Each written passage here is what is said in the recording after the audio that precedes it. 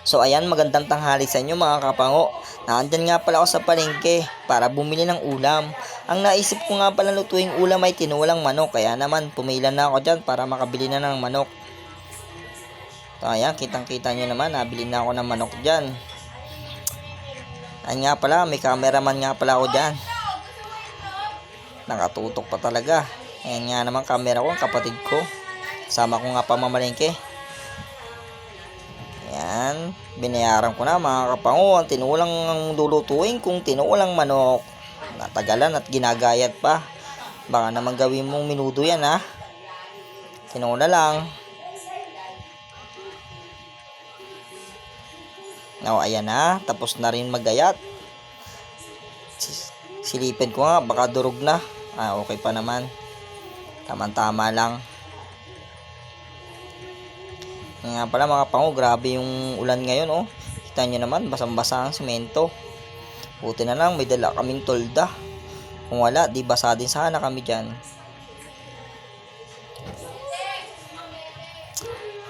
Tagal naman ang sukli. Bariyata yung susukli sa akin ha. Ay, hindi pala. Buti na lang, buo. Kabigat pa naman sa bulsa. Ayan. Pipila na ako dyan. Bibili na nga pala ako dyan ng papaya. Siyempre, kailangan yan sa tinola. Ayan.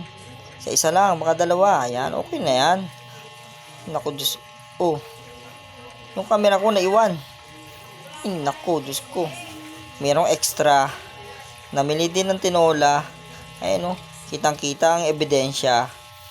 Nagkuha din ng sili. Ayan, nakalimutan ko nga pala ang sili niya. Kaya bumalik ako at bumili din ng sili. Naunahan pa ko nung isa. Ayan. Nabili na ako ng sili dyan. At nga pala dyan. Pasok, cameraman. Ako'y naiiwanan eh. Kaya naman na. Ayan, hindi ko na alam ang gagawin ko dyan ah. Bibili nga pala ako ng sibuyas. Kalimutan ko pa. So ayan mga kapango, andyan na nga pala kami sa bahay. Bali, andyan na nga pala ang papaya at babalatan ko na. Ayan mga kapango. Ayan, tandaan lang sa pagbabalat, baka mahiwa. Siyempre, matalas ang kutsilyo na gamit ko na yan. Kaya naman dandahan ako dyan. Nagigil pa, labas ang gilagid. Kaya naman na. Ayan, siyempre, dandahan lang. So, ayan na mga kapango, balat ng papaya. Napakabilis, kay naman na. Ayan, hinimay-himay ko na nga pala dyan ng buto. Ayan na, hiwain ko na. Ayan, ganyan lang po ang papaya. Ganyan lang po maghiwa ng papaya. Dahan-dahan lang. Ayan. Ayan pala yung bulilit kong anak at napakakulit. Nasa likod ko na naman. Mangungulit na naman yan. Siyempre, ayan. Hiwa ng papaya. Yan, pagkatapos nga pala ng papaya, sinunod ko na ang balatan ng sibuyas. Yan, binalatan ko na ang sibuyas, mga kapango. Ayan. Patingin-tingin pa. Yan, hiniwa ko na nga pala. At ginayat-gayat ko na. Yan, mga kapango. Napakasarap naman ng sibuyas. Yan yung gulay na palagi kang sinasaktan kapag hinihiwa mo siya. Kasi, ibis na siya ang masaktan, ikaw ang naiyak. Pinipigilan ko lang ang luha ko dyan mga kapango. Di sinalin ko na. Ayan na, tapos na. Sinunod ko na nga pala dyan ang bawang. Ayan, hinimay-himay ko ng isa-isa. Ayan, mga kapango, hinimay ko na yan. Isa-isa lang. Hindi ko nga pala yan, ginagayat. Ang ginagawa ko nga pala dyan pinipirat ko lang. Ganun po kasi ako minsan magluto. Pinipirat ko lang ang bawang. Hindi ko na siya nihiwa. Hassle pa kasi. Pag nagmamadali ka na.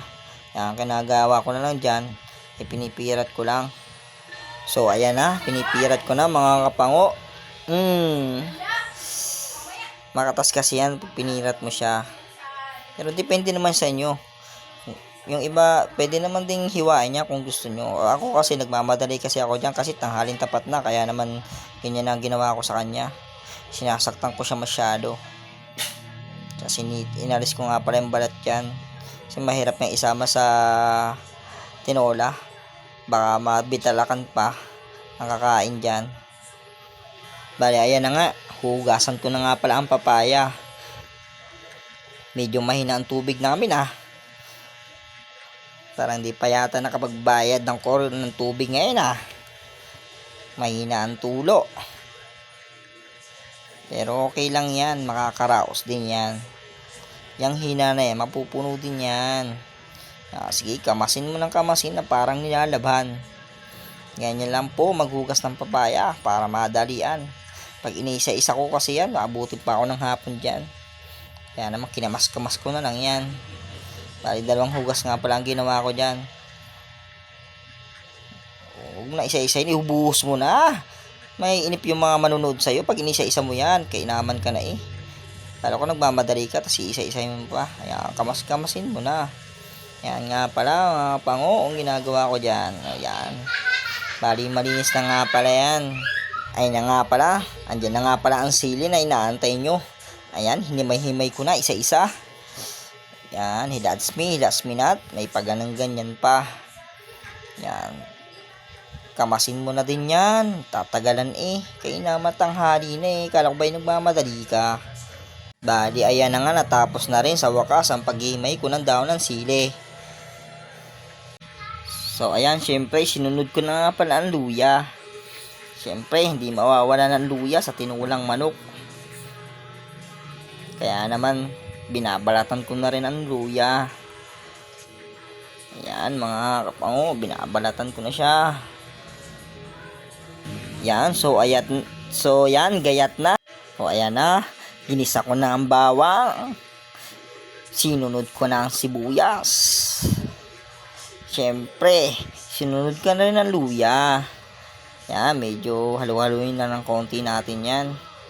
Pag medyo okay na siya, pwede na siyang isunod ang manok. Ayan naman, ayan na. Konting halo lang mga kapango. Yan. Okay. Halu-haluin mo lang. O ayan na. Nilagyan ko na ng tubig. Yan. Nilagay ko na nga pala ang papaya. Yan. Medyo mainit na rin naman kasi yan. Kaya konting kulo na lang yan. Okay na yan. O ayan na. Nilagyan ko na nga pampalasa. Ayan na mga kapango. O ayan na nga mga kapango. Kuluan na siya. Siyempre hindi mawawala ng daon ng sili. Ayan na nga pala. Nilagay ko na nga pala ang daon ng sili dyan. Yan. Yan ang mga kumpletong ricados ng tinola. Kung walang sili, hindi yan tinola. Yan, takpan ulit. Luto na ang ating tinolang manok. Thank you po. Ayan na po, kain na po tayo. Yan, kain po tayo mga kapango. Yan.